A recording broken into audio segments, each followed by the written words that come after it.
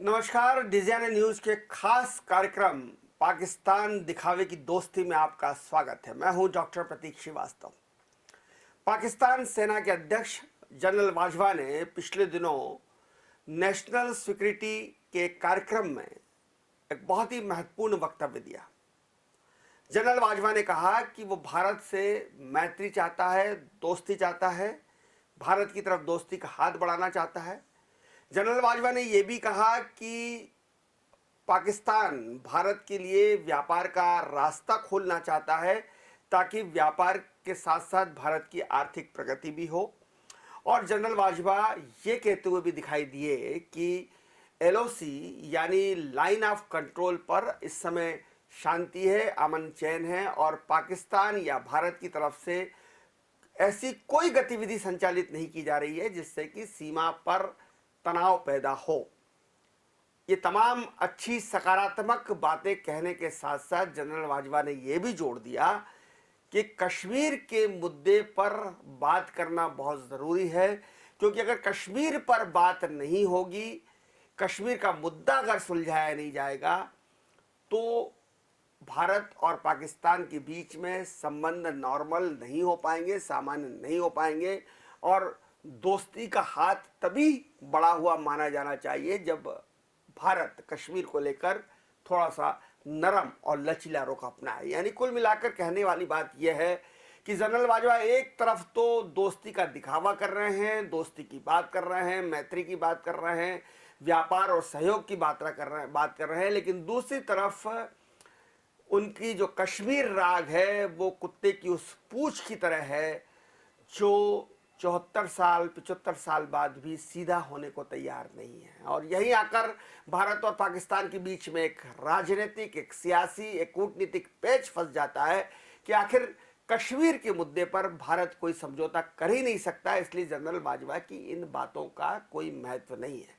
और जनरल बाजवा ये सब बातें क्यों कह रहे हैं? क्या पाकिस्तान कमजोर हो रहा है? क्या पाकिस्तान की अर्थव्यवस्था डूब रही है? क्या पाकिस्तान में इमरान खान को मजबूत बनाने के लिए ज़रूरी है कि भारत के साथ संबंध मजबूत बनाए जाए? और क्या भारत की शक्ति इतनी बढ़ गई है कि अब पाकिस्तान भारत से डरने लगा है, खौफ खाने लगा है? तमाम प्रश्नों का जवाब लेने के लिए मेरे साथ मौजूद हैं कर्नल निखिल दीवान जी, रक्षा विशेषज्ञ हैं, भारत पाकिस्तान सीमा पर तैनात रहे हैं, लड़ाइयाँ लड़ी हैं, बहुत नज़दीक से पाकिस्तान के रवैये को जानते हैं, पाकिस्तान के रुख को जानते हैं और एक लंबे समय से पाकिस्तान की स्टडी कर रहे हैं। कर्नल जी, आपका स्वागत है। नमस्कार जी, धन्यवाद। जनरल बाजवा श्रीवास्तव साहब, इसके पहले कि हम स्टार्ट करें, मैं आपको एक चीज़ की मुबारकबाद देना चाहता हूं कि ये जो मुद्दा आज आप डिस्कस करने के लिए उठा रहे हैं, ये देश के 2 या 3 चैनल्स ने ही उठाया है और इसमें डिजाना जो है वो अब एक बड़े नाम के तौर पर आ रही है कि उन्होंने इस महत्वपूर्ण इंटरनेशनल मुद्दे को उठाने की बातचीत की है। धन्यवाद आपका कि आपने इस बात को रेखांकित किया। मैं ये जानना चाह रहा था कि जो जनरल बाजवा का जो पूरा स्टेटमेंट है, आप चूँकि इस पूरे स्कॉलर है, एक स्कॉलर की तरह भी आप पाकिस्तान की गतिविधियों को नज़र रखते हैं, किस तरह से लेते हैं आप जनरल बाजवा के स्टेटमेंट को? देखिए, जनरल बाजवा के स्टेटमेंट को मैं 3-4 हिस्सों में पहले बांटूंगा। सबसे पहले तो ये है कि ये उन्होंने अपने देश में नेशनल सिक्योरिटी डिस्कशन के टाइम में बोला है। अभी तक कोई वाइट पेपर इंडिया की तरफ आया नहीं है, तो वो अपने देश में कुछ भी बोलते रहे तो हमें उससे कोई मतलब नहीं है। पर हाँ, ये एक हमें सचेत ज़रूर कर रहा है कि हमने प्लान ऑफ एक्शन क्या बनाना है। दूसरा इसका मुख्य मुद्दा ये है कि as a army officer, as a chief of army staff, इन्होंने स्ट्रैटेजी या डिफेंसिव स्ट्रैटेजी पे बोलना चाहिए, इकोनॉमी पे ज़्यादा बोल रहे हैं। ये क्लियर कट इंडिकेशन है कि पाकिस्तान आर्मी किस तरह से मशगूल है वहाँ के इकोनॉमिक में। तीसरा ये है कि इसमें इन्होंने जो सेंट्रल एशियन रिपब्लिक के लिए रास्ता खोलने की बात की है, वो अगर प्राइम मिनिस्टर बोलते या उनका कोई कॉमर्स मिनिस्टर बोलता तो ठीक था, बट आर्मी चीफ को बोलना ये सही नहीं था। और अगर बोलते भी तो इसमें मैं एक सुझाव उनको देना चाहता हूँ, और वो एक एग्जाम्पल के ज़रिए। इकैरस एक ग्रीक पक्षी होता था, मतलब मैथोलॉजिकल पक्षी है। तो उस पक्षी ने क्या किया था कि मोम के पंख बनाए थे और उस मोम के पंख से वो उड़कर सूरज तक पहुंचना चाहता था, और जैसे ही नजदीक पहुंचा, जिसको हम फिनिक्स भी कहते हैं। नहीं फिनिक्स अलग है सर, जी। फिनिक्स अलग है, ये इकैरस, मतलब उसने ऐसे पंख बना लिए थे मोम के, तो जैसे ही वो सूरज के नजदीक पहुंचा तो मोम पिघल गया और वो गिर गया। तो मैं इनको ये कहना चाहता हूँ पाकिस्तान की लोगों को, या इमरान और बाजवा साहब को, कि आप इसको इकैरस के नाम से हमें दीजिए, India central Asian Republic United solution bye Pakistan, फिर देखो वो कैसे गिरते हैं। क्यों? क्योंकि हमें आज भी मोर देन 200 बिलियन की इकोनॉमी हमारी सेंट्रल एशियन रिपब्लिक्स के साथ में चल रही है, तो ऐसा कुछ नया तो वो ऑफर नहीं कर रहे। दूसरा, एक आर्मी चीफ होने के नाते अगर वो स्ट्रैटेजी पे बात करें तो बात सही है, पर वो इकोनॉमी पे बात कर रहे हैं। अब उसके पीछे के जो रीजंस हैं, उन्होंने जैसे पूरे अपने 5 पेज का जो स्पीच है उसको पढ़ना, उसको एनालाइज करना बहुत ज़रूरी है, कि उन्होंने उसमें कहा कि जो नेबर्स हैं वो बड़े एग्रेसिव हैं, तो उनका इशारा हमारी तरफ है। अब मैं ये उनसे पूछना चाहता हूँ कि कौन से नेबर एग्रेसिव है? क्या उनके बॉर्डर लगे हुए अफगानिस्तान से, क्या अफगानिस्तान एग्रेसिव है उनके खिलाफ, या सेंट्रल एशियन रिपब्लिक के कुछ कंट्रीज है वो है, या चाइना है, या इंडिया है? वो डिफाइन तो करे कि कौन एग्रेसिव है। अगर एग्रेशन वो इंडिया पे डालेंगे तो हम उनसे सवाल पूछेंगे कि 1947 में एग्रेशन किसने किया, 65 में किसने किया, 71 में हमें करना क्यों पड़ा, कारगिल किसने किया, एग्रेशन किसकी तरफ से ज्यादा हुआ है? उन्होंने ये बोला जरूर है कि एलओसी शांत है, पर आज ही कल ही कुपवाड़ा में 4 घुसपैठिए मारे गए। मतलब इन्फिल्ट्रेशन, टेररिज्म अभी तक चल रहा है, और इंडियन गवर्नमेंट ने क्लियरली बोल दिया है कि जब तक बंदूक की गोली नहीं रुकेगी किसी तरह का डिस्कशन नहीं हो सकता। फिर 5 अगस्त 2019 हमारे देश, मतलब इस पूरे सब कॉन्टिनेंट के लिए एक बहुत इंपॉर्टेंट डे रहा, जब भारत का नक्शा बदल गया, जब कश्मीर उनका है ही नहीं, तो वो कश्मीर मुद्दे पे डिस्कस क्या करना चाहते हैं? आज जो नक्शा है भारत का, जिसमें so called Pakistan occupied Kashmir भी पाकिस्तान अपने इंडिया के नक्शे में दिखाया जाता है, वो उनका है ही नहीं, और ये वर्ल्ड ने पूरे ने एक्सेप्ट कर लिया है 2-3 कंट्रीज को छोड़ के।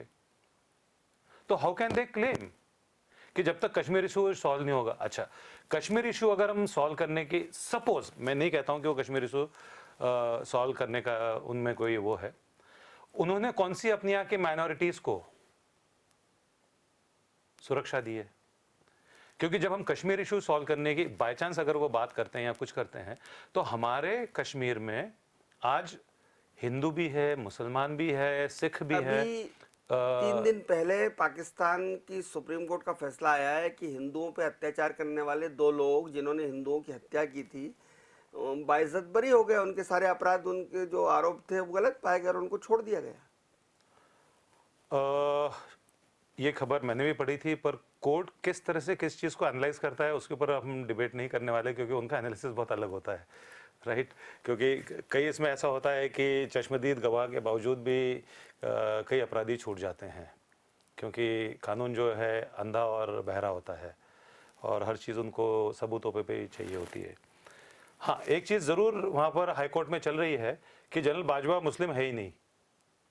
एक मेजर साहब ने पिटिशन डाल रखी है कि वो अहमदिया मुसलमान है, और पाकिस्तान में अहमदिया को मुसलमान माना ही नहीं जाता है, जबकि पाकिस्तान का कॉन्स्टिट्यूशन कहता है, हमारा कॉन्स्टिट्यूशन में ऐसा कुछ भी नहीं है।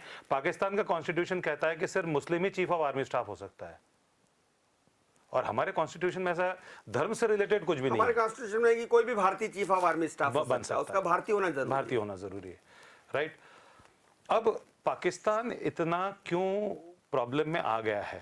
पहले 5 अगस्त 2019 जब 370 और 35 अल्फा रिपील हुआ, और उसके बाद पूरा स्ट्रक्चर जब वहाँ का चेंज हुआ, और आज पूरा पीस प्रिवेल कर रहा है कश्मीर में, बच्चे स्कूल जा रहे हैं, तो कोविड के चलते कुछ परिवर्तन आए हैं, बट नॉर्मल जिंदगी वहाँ पर चालू हो गई है, जो कि एक बहुत बड़ी बात है। पर्यटन बढ़ रहा है, पर्यटन, वहाँ के बच्चों को एजुकेशन, मतलब अगर इस साल का नहीं ले पर पिछले साल के अगर हम रिजल्ट्स ले ले, तो कश्मीरी बच्चों ने बहुत अच्छा किया एग्जाम्स में, नेशनल और स्टेट लेवल एग्जाम्स में, जो कि पहले नहीं कर पाते थे। अब देखिए क्या हुआ है, कि ये जब नक्शा बदला है तो नॉर्थ और नॉर्थ वेस्ट जो इंडिया है वो इंडिया के नक्शे में आ गया जो पहले नहीं था, जहां से कि सीपीईसी गुजर रहा है, चाइना पाकिस्तान इकोनॉमिक कॉरिडोर, जो चीन की बहुत बड़ी योजना, चीन की योजना बड़ी है, महत्वाकांक्षी बहुत बड़ी, योजना है। बिल्कुल, बिल्कुल। और चीन ने बहुत कुछ दांव पे लगा दिया है और पाकिस्तान उसके रोम रोम रेडी हो गया है। अच्छा, रोम रोम रेडी हो गया बिना गणित को अपनी जिंदगी में लाए हुए, कि सीपीएससी का जितना बेनिफिट है 91% चाइना को जाएगा और 9% पाकिस्तान को पाकिस्तान को जाएगा। और पूरा ऋणी जो है 91% ऋणी हो गया है पाकिस्तान।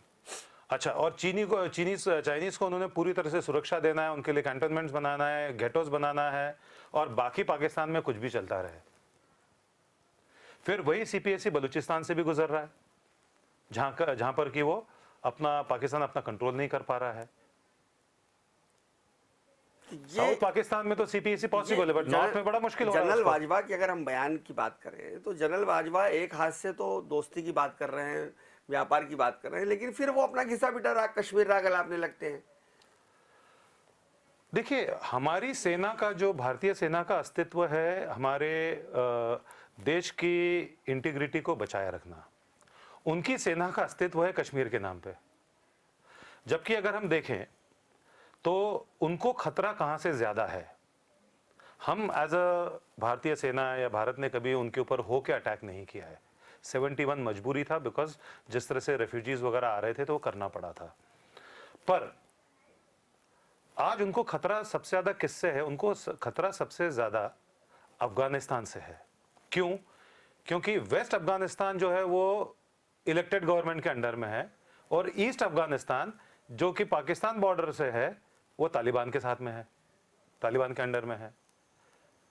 अब मुझे थोड़ा सा इस चीज में और एनालाइज भी करना पड़ेगा कि यूएस ने जैसे ही तालिबान से हाथ मिलाया तो मतलब तालिबान को उन्होंने मान्य कर लिया है as a government, not as a terrorist organisation. जबकि तालिबान की छवि पूरी दुनिया में एक आतंकवादी संगठन की है, और तालिबानी संस्कृति जो है वो आतंकवादी संस्कृति है। करेक्ट। तो 30 मई को जब अमेरिका वहां से चले जाएगा और तालिबान वहां का प्रभुत्व हो जाएगा, तो वो क्या तालिबान मानने वाला है कि ये पाकिस्तान बॉर्डर है? क्या वो क्वेटा और जो बाकी के जो उनके बॉर्डरिंग प्रोविंसेस है उसमें टेररिज्म नहीं फैलाएगा? जो जिस अफीम की खेती पे तालिबान चल रहा है वो अफीम क्या पाकिस्तान में नहीं आएगी? क्या हम ये सब कर रहे हैं? हम तो कुछ नहीं कर रहे हैं। एक सवाल ये भी कर्नल साहब उठ रहा है यहाँ पे कि ये एक जनरल बाजवा का स्टेटमेंट है, प्रधानमंत्री इमरान खान क्या सोचते हैं ये महत्वपूर्ण है। जनरल बाजवा तो एक नेता की तरह बात कर रहे हैं कि व्यापार, आपने भी उसको रेखांकित किया कि भाई जनरल बाजवा को वो कौन होते हैं व्यापार के रास्ता खोलने की बात करने वाले, लेकिन प्रधानमंत्री इमरान खान का रवैया क्या है इस मामले में, ये भी एक जानना जरूरी है। जो वो पपेट है ना, कठपुतली है इमरान खान। तो पाकिस्तान का हर कोई प्राइम मिनिस्टर कठपुतली ही रहा है, सेना के अंडर में ही कठपुतली रहा है। अब जैसे कि जनरल बाजवा साहब कर रहे हैं, पहले की जनरल मुशर्रफ ने भी पीस की बात की थी, जिया-उल हक साहब ने भी की थी, पर अल्टीमेटली जिया-उल हक साहब ने हमको दिया क्या? लड़ाई दी। मुशर्रफ ने दिया क्या? कारगिल दिया। क्या हम इनके ऊपर आंख बंद करके भरोसा करें? क्यों करें? नहीं, वो तो कभी हम कर ही नहीं सकते, पाकिस्तान में हम करेंगे पर फिर भी क्या है श्रीवास्तव साहब कि घर के पास जलते हुए ज्वालामुखी से चिंगारियां हमारे ऊपर भी आ सकती है। वो चिंता का विषय है। तो या तो हम पूरी तरह से बाल्कनाइजेशन ऑफ पाकिस्तान कर दें, बाल्कनाइजेशन मतलब उसको छोटे छोटे स्टेट्स में डिवाइड कर दें, बलूचिस्तान अलग कर दिया, सिंध अलग कर दिया, और उनको अलग अलग एज अ कंट्री एस्टैब्लिश कर दिया। अब लोग पूछेंगे कि इतनी छोटी छोटी कंट्रीज, इससे ज्यादा छोटी कंट्रीज तो यूरोप में है, सिटी स्टेट्स हैं, राइट? स्पेन बहुत छोटा है, लग्जमबर्ग तो आप पैदल चलते हुए क्रॉस कर जाओ, ठीक है ना? तो या तो उसको पूरी तरह से डिवाइड करके उनको हम एस्टैब्लिश करें एज अ कंट्रीज, साथ ही हम अपनी बॉर्डर को पूरी तरह से स्ट्रांग करके रखें, या हम पाकिस्तान को डेवलपमेंट करने दें जिससे कि उनके यहाँ जो भुखमरी है, पर आज भी अगर एक नॉर्मल पाकिस्तानी नागरिक से अगर बातचीत कभी हो तो वहां का वो नागरिक कभी ये सब नहीं चाहता है। जैसे आप और हम हैं, चलिए अब मैं सेना से रिटायर हो गया इसलिए मैं अपने आप को शामिल कर रहा हूं उसमें। आप और हम हैं, हम अपनी रोजी रोटी कमाना चाहते हैं, अपनी जिंदगी बनाना चाहते हैं, बच्चों को पढ़ाना चाहते हैं। कुछ लोग पाकिस्तान में हैं जो ये सब टेररिज्म को बढ़ावा दे रहे हैं, जिसके खिलाफ अमेरिका बात कर चुका है उनसे, जिसके खिलाफ आज FATF financial action task force ने पूरा एम्बार्गो लगा दिया है कि आपको ना वर्ल्ड बैंक से लोन मिलेगा, ना इंटरनेशनल मॉनेटरी फंड से मिलेगा, ना एशियन डेवलपमेंट बैंक से मिलेगा, और चाइना का लोन उनके सिर पे बहुत ज्यादा है। दाने दाने को मोहताज है पाकिस्तान। और उस इसमें इमरान खान साहब ने क्या गलती की कि ऑर्गेनाइजेशन ऑफ इस्लामिक कंट्रीज में जब उनको न्योता मिला था तो बिना हाथ मिलाए वो वॉकआउट कर गए वहां से। तो पूरा जो ऑर्गेनाइजेशन ऑफ इस्लामिक कंट्रीज है वो चाइना के अपना पाकिस्तान के खिलाफ हो गया। ये जो बाजवा साहब के स्टेटमेंट की अगर मैं बात करूं, पहली बार मुझे ऐसा लग रहा है कि पाकिस्तान भारत से डरा हुआ है, और कहीं ना कहीं जो नरेंद्र मोदी की सरकार ने के आने के बाद जिस तरह के घटनाक्रम हुए, हमने 370 हटाया, जिस तरह से अभिनंदन को हम पाकिस्तान से लेकर अब भारत वापस आए, जिस तरह का जवाब जो है वो उड़ी में दिया गया, जिस तरह का जवाब बालाकोट में दिया गया, तो ये बदला हुआ भारत। देखिए क्या हुआ, अब इसको अगर पॉलिटिकल एंगल पे ना लिया जाए, पर इन सब चीज़ों की पिछले 70 साल से ज़रूरत थी, राइट। जब पुलवामा हुआ तो देश की रूह कांप गई थी, जिसके बाद एक स्ट्रांग स्टेप लेना बहुत ज़रूरी हो गया था। तो उसके चलते उड़ी अटैक हुआ, उसके चलते बालाकोट स्ट्राइक्स हुए। सबसे ज़्यादा डर जो पाकिस्तान को लगा है, और इस चीज़ को कहने के पहले मैं उन 16 बिहार के जवान जिन्होंने अपनी जान न्यौछावर की है गलवान में, उनको मैं सैल्यूट करता हूं कि हम जब चाइना से पीछे ना हटे इतने महीनों के तकरार के बाद भी, बहुत विपरीत परिस्थितियां, तो एक बहुत स्ट्रांग मैसेज न सिर्फ पाकिस्तान को गया है बल्कि पूरी दुनिया को गया, पूरी दुनिया और चाइना को भी गया है। चाइना को तो पीछे हटना पड़ा। ये बहुत बड़ी सामरिक और कूटनीतिक और सैन्य विजय है भारत की, और मैं इसके लिए भारत की सैनिकों को, भारत की फौज को, आर्मी को बहुत सलाम करता हूं कि पहली बार ड्रैगन पीछे हटा है। नहीं, ड्रैगन बहुत बार पीछे हटा है, बट मतलब ये एक बहुत इफेक्टिव। अच्छा, अब ड्रैगन पीछे कहां पर हटा है? सिर्फ गलवान में नहीं हटा है।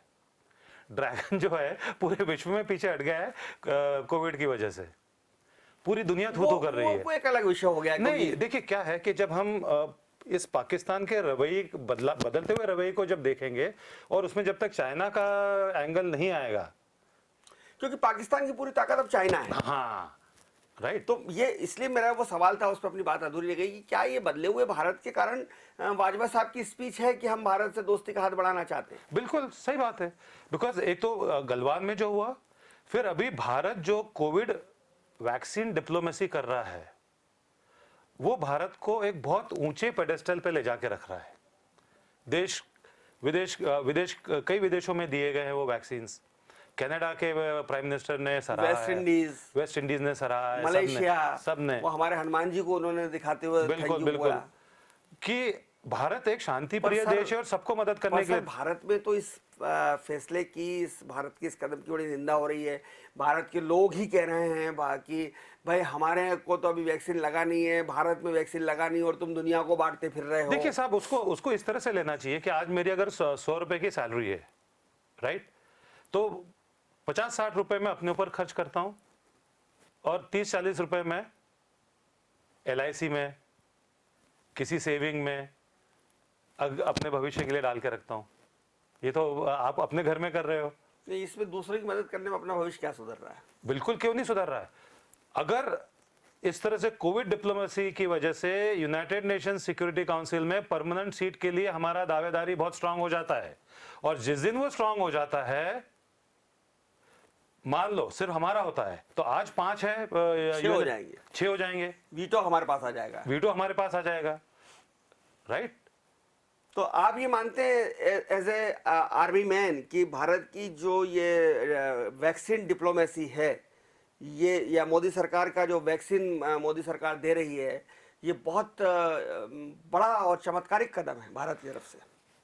एक बहुत बड़ा बहुत बैलेंस कदम है जिसमें कि हम पाकिस्तान को भी दे रहे हैं और जिस तरह से हम भविष्य निधि में अपनी सैलरी को इन्वेस्ट करते हैं कि आज से रिटायर होने के बाद में मेरे पास में 200 रुपये और होना चाहिए, उस तरह से ये हम उसको निवेश मान के चलते हैं।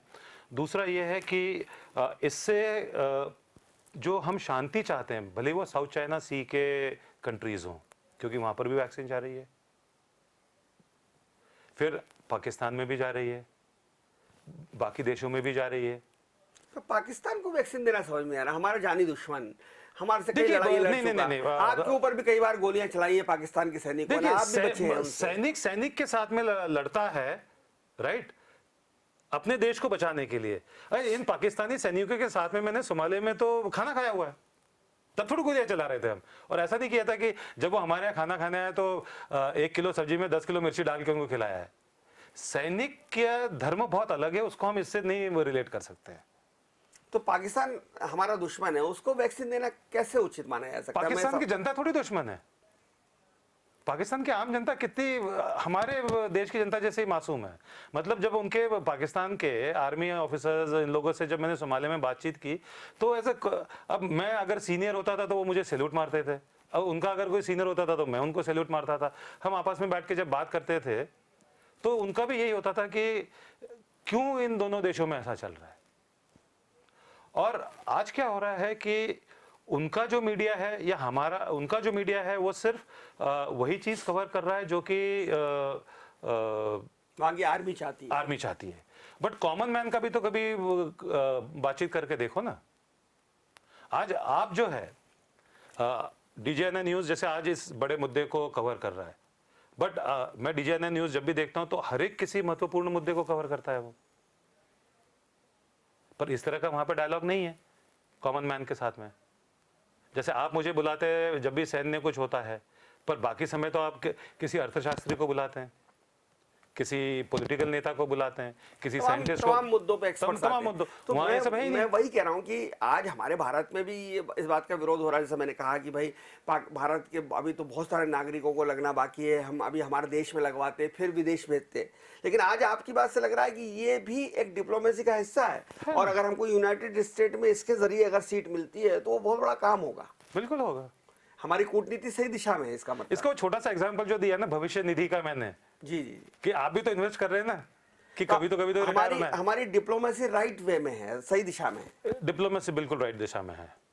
और ये जो जिस विषय को लेकर हम बैठे हैं जनरल बाजवा को लेकर, अब उन्होंने कहा कि साहब LOC पे जो है वो शांति है, तो ये मेरे को लगता है कि ये झूठ बोलते हैं, वो दिखावे की बात करते हैं। LOC पे शांति, अभी रोज कुछ ना कुछ छुटपुट गोलियां चल रही हैं, सीज फायर हो रहा है। नहीं, सीज फायर वायलेशन पिछले दिवाली से तो नहीं हुआ है, ये बात बिल्कुल सही है, पर मिलिटेंट्स का इन्फिल्ट्रेशन जरूर जारी है। कम हो गया है ये मैं मानता हूं, बहुत कम हो गया है पिछले 2 साल यानी घुसपैठ वो बहुत कम हो गया है। जो पहले होता था वो अब नहीं हो रहा है। क्योंकि LOC पे फायरिंग क्यों होती थी ये मैं बताता हूँ। वो कवर फायर करके वो 4 घुस जाए, 8 घुस जाए। तो चूंकि दिवाली से लेके अभी तक LOC पे कोई खास ऐसी फायरिंग नहीं हुई है, तो उस वजह से घुसपैठ भी कम हुई है। और छोटे छोटे 2-2, 3-3 के ग्रुप में जो घुसपैठ हुई है, वो जैसे अभी कल परसों शोपियां में 4 आतंकवादी मारे गए। अगर वहाँ LOC पे शांति भी बहाल है, इसका मतलब ये नहीं है कि हम लोग वहाँ पर शांति से सो रहे हैं। उतने ही सतर्क हैं, उतने ही सजग है और उतने ही सुरक्षा में मशगूल है। अटल बिहारी वाजपेयी ने एक बार कहा था कि कमजोर पाकिस्तान भारत के लिए परेशानी का कारण है। पाकिस्तान को मजबूत बनना पड़ेगा, सशक्त बनना पड़ेगा। जब पाकिस्तान सशक्त और मजबूत पाकिस्तान होगा तो भारत के लिए थोड़ा सा सुविधाजनक हो जाएगा। ये मैं इसकी चाहूंगा कि आज आप इसकी व्याख्या करें। इसकी व्याख्या मैं ऑलरेडी कर चुका हूँ कि पड़ोस में अगर ज्वालामुखी जल रहा होगा तो उसकी चिंगारियां हमारे ऊपर उड़ेगी। क्या होगा, जैसे इसका एग्जाम्पल बांग्लादेश या 71 वॉर के पहले का जो बांग्लादेश था उसको समझना ज़रूरी है कि वो बांग्लादेश टूट रहा था उस टाइम पे। उसकी वजह से इंडिया में भयानक रेफ्यूजी प्रॉब्लम्स चालू हुए। और वहाँ पर जो पाकिस्तानी थे उनका वर्चस्व था और बांग्लादेशी जो थे उनका नहीं था। तो इसलिए मुक्ति वाहिनी फॉर्म की गई और वो शेख पूरे, मुजीब साहब ने। हाँ, और उसके चलते फिर हमको इंडो पाक वॉर 1971 वॉर लॉन्च करना पड़ा, क्योंकि उसकी चिंगारियां न सिर्फ बांग्लादेश से हमारे भारत के जितने भी प्रदेश थे बांग्लादेश को कवर करते हुए, आसाम, बंगाल, उड़ीसा, ये सारे, प्लस वेस्टर्न बॉर्डर्स भी जितनी थी, गुजरात, राजस्थान, पंजाब, इनमें सब में भी उस तरह का हो रहा था। तो चिंगारियां उड़ना ही है। देखिए, महल में रहने वाला अपने पड़ोस में एक झुग्गी तो नहीं चाहेगा ना, कोई चाहता है कि पड़ोस में दूसरा महल रहे, राइट? क्योंकि पास में अगर छोटा महल भी आया, छोटा सा, तो वो सुखी रहेगा, समृद्ध रहेगा, लड़ेगा नहीं। हाँ, पड़ोसी अगर भिखारी है, पड़ोसी अगर अशांत है, तो उसकी निश्चित रूप से उसका न्यूसेंस तो हमको भी झेलना ही पड़ेगा। चोरियां करते रहेंगे, आज बल्ब निकाल लिया, कल वायरिंग तोड़ दी, ये छोटी मोटी चीजें हमारे लिए एक फालतू का टेंशन ही बना रहेगा पूरे टाइम। अब ये बात अगर करें कि जैसे वो एग्रेशन की बात कर रहा है कि हमारे पड़ोसी मुल्कों से हमको, क्या पाकिस्तान अफगानिस्तान से डरा हुआ है, क्योंकि अफगानिस्तान भी अब जो है पाकिस्तान को जवाब देने लगा है? देखिए, अभी अफगानिस्तान एंगल को थोड़ा ज्यादा स्टडी और तब करते आएगा जब एक तो यूएस फोर्सेस वहां से जब विड्रॉ हो जाए मई में, दूसरा जब किर्गिस्तान की जो मीटिंग है उसमें क्या डिसीजंस आते हैं, उसके लिए हमें वेट करना पड़ेगा। इसलिए उसका प्रेडिक्शन अभी करना थोड़ा सा मुश्किल है। पर हाँ, ये बात मैं ज़रूर मानता हूँ कि जैसे ही यूएस ने तालिबान के साथ हाथ मिलाया, तालिबान वर्ल्ड में आइडेंटिफाई हो गया as a body to be recognised. पर जिस तरह से तालिबान हम जानते हैं, सभी जानते हैं, विश्व जानते हैं कि वो सुधरेगा नहीं, वो टेररिस्ट, पाकिस्तान जैसा ही है वो टेररिस्ट ऑर्गेनाइजेशन है, और वो टेररिस्ट ऑर्गेनाइजेशन की कोई सीमाएं नहीं होती। और हामिद करजई जो अफगानिस्तान के हैं वो भारत के मित्र हैं, क्योंकि भारत ने अभी तक वहां पर जो डिप्लोमेसी दी है वो इकोनॉमिक डिप्लोमेसी ज्यादा दी है, हॉस्पिटल्स वगैरह खोले हैं। वो भी, उसका भी कहीं ना कहीं डर या उसका भी असर कहीं ना कहीं पाकिस्तान पर है। वो तो रहेगा ही, बिकॉज इलेक्टेड गवर्नमेंट को पूरा वर्ल्ड मानता है ना। तो करजाई साहब की गवर्नमेंट को तो पूरा वर्ल्ड मान रहा है। और 30 मई के बाद में क्या, और जो आंतरिक स्थितियां सर हैं पाकिस्तान की, जिस तरह से वहाँ गरीबी है, जिस तरह से वहाँ कोरोना फैला, कोरोना का इलाज नहीं कर पाए, टेस्टिंग नहीं कर पाए, और पाकिस्तान में जो महंगाई लगातार पाकिस्तान में बढ़ रही है, या वहाँ का आवाम जिस तरह से इमरान खान को लेकर परेशान है, अभी इमरान खान की सरकार जाते जाते बची। देखिए उसमें क्या है, अभी 15-20 दिन पहले इमरान खान साहब का एक पूरा वक्तव्य आया था, पूरा उन्होंने न्यूज़ में बोला था कि मोर देन 25% जो पाकिस्तान की जनता है वो गरीबी की बहुत नीचे वाली रेखा में है, और उसके बावजूद जो पाकिस्तान का डिफेंस बजट है वो 4.5% है जीडीपी का। किस लिए चाहिए उसको उतना? किसके खिलाफ चाहिए? हमारे खिलाफ चाहिए। हमारा तो 2.1 ही है। मतलब हमारा जो डिफेंस बजट है पिछले 5-6 साल में कोई इंक्रीज नहीं हुआ है। इन्फ्लेशन को देखते हुए ऐसा लग रहा है कि 8 करोड़ रुपया या 8,000 करोड़ रुपया, इतने करोड़ रुपया इंक्रीज हुआ है। इंक्रीज नहीं हुआ है, it is almost the same, stable. महंगाई भी बढ़ी है, पर उनका तो 4.5%। किसके खिलाफ? जाहिर है, जाहिर सी बात है कि उनका दुश्मन नंबर 1 तो हम ही है, और हम कुछ कर ही नहीं रहे उनके खिलाफ। इसका मतलब ये है कि वो मिलिट्री ड्रिवन स्टेट है। और चूंकि सारे, मैंने कहीं पढ़ा था कि सारे पुलिस के आर्मी, पाकिस्तान आर्मी के सारे बड़े अफसर धंधेबाज हैं, कुछ ना कुछ धंधा करते हैं, और वो धंधा भी, सप्लाई भी मिलिट्री को ही करते हैं। तो तभी तो पूरे सिर्फ कॉमर्स पे बात की है बाजवा साहब ने, उन्होंने कौन सी इंटरनेशनल स्ट्रैटेजी या इंटरनेशनल डिप्लोमेसी पे बात की है? आज किसी भी भारत के चीफ ने या यूएस के चीफ ने कॉमर्स के बारे में तो बात नहीं की कि आप हमारे यहाँ आके बिजनेस बढ़ाओ या हमारे थ्रू जाओ तो बिजनेस बढ़ेगा। फिर वही बात आ जाएगी। मैं कश्मीर पे आपको लेके आना चाहूंगा कि जो हमने अब एक नक्शा बदल दिया है, और हमने कहा कि जो पाकिस्तान अधिकृत कश्मीर है वो भी हमारा ही है और उसको हम लेके रहेंगे। तो ये जो एक हमारा स्टेटमेंट है, इसके बाद कहीं ना कहीं पाकिस्तान दबाव में है। चाइना भी, नॉट ओनली पाकिस्तान, चाइना भी दबाव में है, क्योंकि चाइना का रोड वहां से जा रहा है और वो रोड वहां पे ब्लॉक हो जाएगा। वो रोड जैसे ही ब्लॉक हुआ, billions and billions of dollar जो चाइना ने डाले हैं, बिलियंस ऑफ डॉलर जो पाकिस्तान देख रहा है कि हाथ में आएंगे, वो नहीं मिलने वाले।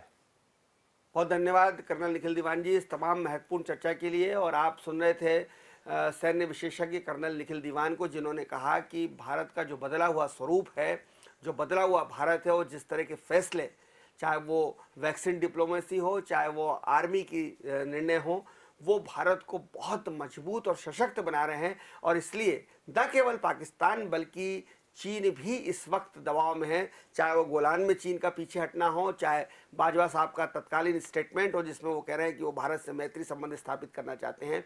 ये निश्चित ही कहीं ना कहीं भारतीय सैन्य नीति की और भारतीय कूटनीति की जीत है कि हमारे दो दुश्मन राष्ट्र अब कहीं ना कहीं प्रेशर में हैं, और ये प्रेशर टैक्टिक्स ही भारत को मजबूत बना रही है, सक्षम बना रही है, सशक्त बना रही है। देखते रहिए डी न्यूज़, खबरों का सिलसिला जारी है, जारी रहेगा। नमस्कार।